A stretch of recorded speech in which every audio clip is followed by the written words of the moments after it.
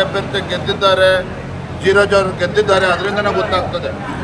ಇಂಥ ಕಾಂಗ್ರೆಸ್ ಇಷ್ಟು ನಾಲಾಯಕ್ಕಿದ್ದಾರೆ ಅಂತ ಹೇಳಿದ್ರೆ, ಅವತ್ತು 3 ವರ್ಷದ ಕೆಳಗೆ ಇನ್ನೇನು ಕಾಂಗ್ರೆಸ್ ಪಕ್ಷ ಅಧಿಕಾರಕ್ಕೆ ಬಂದಿದೆ ಅಂತೇಳಿ ಗೊತ್ತಾದ ನಂತರದಲ್ಲಿ ಈ ರೀತಿ ಅಕ್ರಮಗಳನ್ನು ಮಾಡ್ತಿದ್ದಾರೆ. ಅಧಿಕಾರಿಗಳ ಮೇಲೆ ಒತ್ತಡವನ್ನು ಹೇರಿ ಪಾಪ ನ್ಯಾಯಯುತವಾಗಿ ಗೆದ್ದಂಥ ಪಾಪ ಜೀವರಾಜ್ ಅವ್ರನ್ನ 3 ವರ್ಷಗಳ ಕಾಲ ಮಾಜಿ ಶಾಸಕರನ್ನಾಗಿ ಮಾಡಿರ್ತಕ್ಕಂಥದ್ದು ಇದೇ ಕಾಂಗ್ರೆಸ್ನವರು.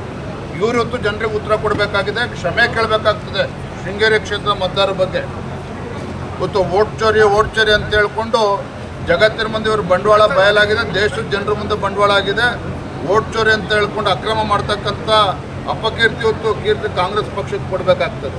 ಶೃಂಗೇರಿ ಜೊತೆಗೆ ಜಯನಗರ ಬಗ್ಗೆ ಮಾತಾಡಲಿ ಡಿ ಕೆ ಶಿವಕುಮಾರ್ ಅವರು. ಏನು ಹೇಳ್ತಾರೆ, ನನ್ನ ಹಾಗಾದ್ರೆ ಮತ ಎಣಿಕೆ ಆಗಿ ಯಾವ ರೀತಿ 52 ಮತಗಳಿಂದ ಜೀವರಾಜ್ ಅವರು ಗೆದ್ದಿದ್ದಾರೆ ಅಂತೇಳಿ ಈಗ ಅಧಿಕಾರಿಗಳು ಹೇಳ್ತಾ ಇದ್ದಾರಲ್ಲ, ಇದಕ್ಕೇನು ಉತ್ತರ ಕೊಡ್ತಾರೆ ಡಿ ಕೆ ಶಿವಕುಮಾರ್ ಅವರು? ಈ ರೀತಿ ಒಂದು ಪ್ರಜಾಪ್ರಭುತ್ವದ ಬಗ್ಗೆ ಗೌರವ ಆಗಿದ್ದರೆ ಈ ರೀತಿ ಮಾತನಾಡ್ತಿರಲಿಲ್ಲ. ಬಾಬಾ ಸಾಹೇಬ್ ಅಂಬೇಡ್ಕರ್ ಅವ್ರ ಬಗ್ಗೆ ಮಾತಾಡಿದ್ರೆ ಭಾಷಣ ಬಿಗಿತಾರೆ. ಬಾಬಾ ಸಾಹೇಬ್ ಕೊಟ್ಟಂಥ ಸಂವಿಧಾನದ ಬಗ್ಗೆ ಗೌರವ ಇದ್ದಿದ್ರೆ ಕಾಂಗ್ರೆಸ್ ಈ ರೀತಿ ನಡ್ಕೊಳ್ಳೋದಕ್ಕೆ ಸಾಧ್ಯ ಇರಲಿಲ್ಲ. ಈ ರೀತಿ ಪುಕ್ಷಟೆ ಮಾತನಾಡೋದನ್ನು ಬಿಟ್ಟು ಜನರು ಕೊಟ್ಟಂಥ ತೀರ್ಪನ್ನು ಗೌರವವಾಗಿ ಸ್ವೀಕಾರ ಮಾಡೋದನ್ನು ಅವ್ರು ಕಲ್ತ್ಕೋಬೇಕು. ಕಾಂಗ್ರೆಸ್ನವರು ಅಭ್ಯರ್ಥಿ ಗೆದ್ದಿದ್ದಾರೆ, ಜೀರಾಜ್ ಅವರು ಗೆದ್ದಿದ್ದಾರೆ, ಅದರಿಂದನೇ ಗೊತ್ತಾಗ್ತದೆ. ಇಂಥ ಕಾಂಗ್ರೆಸ್ ಇಷ್ಟು ನಾಲಾಯಕ್ಕಿದ್ದಾರೆ ಅಂತ ಹೇಳಿದ್ರೆ, ಅವತ್ತು 3 ವರ್ಷದ ಕೆಳಗೆ ಇನ್ನೇನು ಕಾಂಗ್ರೆಸ್ ಪಕ್ಷ ಅಧಿಕಾರಕ್ಕೆ ಬಂದಿದೆ ಅಂತೇಳಿ ಗೊತ್ತಾದ ನಂತರದಲ್ಲಿ ಈ ರೀತಿ ಅಕ್ರಮಗಳನ್ನು ಮಾಡ್ತಿದ್ದಾರೆ.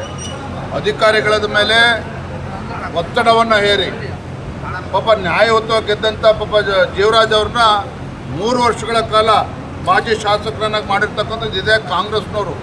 ಇವತ್ತು ಜನರಿಗೆ ಉತ್ತರ ಕೊಡಬೇಕಾಗಿದೆ, ಕ್ಷಮೆ ಕೇಳಬೇಕಾಗ್ತದೆ ಶೃಂಗೇರಿ ಕ್ಷೇತ್ರದ ಮತದಾರರ ಬಗ್ಗೆ.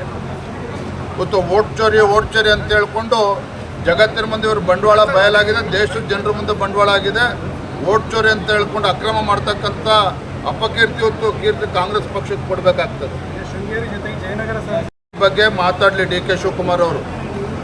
ಏನು ಹೇಳ್ತಾರೆ, ನನ್ನ ಹಾಗಾದ್ರೆ ಮತ ಎಣಿಕೆ ಆಗಿ ಯಾವ ರೀತಿ 52 ಮತಗಳಿಂದ ಜೀವರಾಜ್ ಅವರು ಗೆದ್ದಿದ್ದಾರೆ ಅಂತೇಳಿ ಈಗ ಅಧಿಕಾರಿಗಳು ಹೇಳ್ತಾ ಇದ್ದಾರಲ್ಲ, ಇದಕ್ಕೇನು ಉತ್ತರ ಕೊಡ್ತಾರೆ ಡಿ ಕೆ ಶಿವಕುಮಾರ್ ಅವರು? ಈ ರೀತಿ ಒಂದು ಪ್ರಜಾಪ್ರಭುತ್ವದ ಬಗ್ಗೆ ಗೌರವ ಆಗಿದ್ದರೆ ಈ ರೀತಿ ಮಾತನಾಡ್ತಿರಲಿಲ್ಲ. ಬಾಬಾ ಸಾಹೇಬ್ ಅಂಬೇಡ್ಕರ್ ಅವ್ರ ಬಗ್ಗೆ ಮಾತಾಡಿದ್ರೆ ಭಾಷಣ ಬಿಗಿತಾರೆ. ಬಾಬಾ ಸಾಹೇಬ್ ಕೊಟ್ಟಂಥ ಸಂವಿಧಾನದ ಬಗ್ಗೆ ಗೌರವ ಇದ್ದಿದ್ರೆ ಕಾಂಗ್ರೆಸ್ ಈ ರೀತಿ ನಡ್ಕೊಳ್ಳೋದಕ್ಕೆ ಸಾಧ್ಯ ಇರಲಿಲ್ಲ.